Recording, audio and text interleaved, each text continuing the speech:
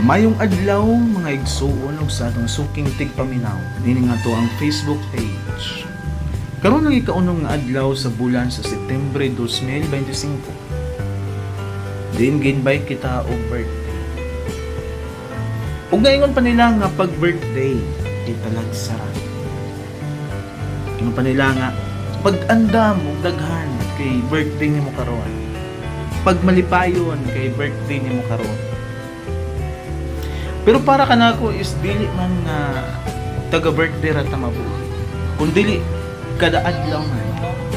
Mao na nga importante ang taga-adlaw sa tong kinabuhi. Nga uban pa nga ato ang pamilya.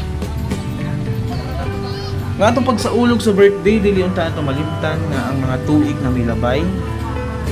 Usa ka handumanan pagtan-aw balik sa ato ang ginikanan isip pagpasalamat na gipakatao kita ining kalibutan.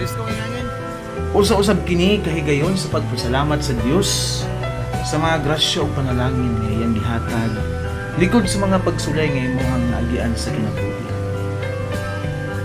Usa kini kahigayon na mubati kita kung dakong kalipay kasadya kay naabuta nining ginara.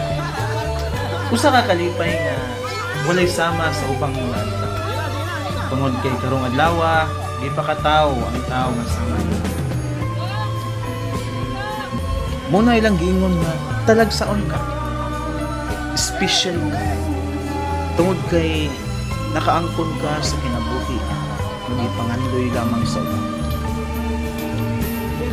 Muna nga dili kaila magsadya o maglipay kayo kita sa atong adlaw nga natawhan. Madagko man o gamay nga ato ang mga handa, dili na importante. Ang pinakasentro ug importante sa tanan, ang malipayon ka sa imong adlaw nga natawhan. Na bisan og ginagmay, adunay dako kalipay. Mao na nga dili kinahanglan nga mangutang para i-birthday.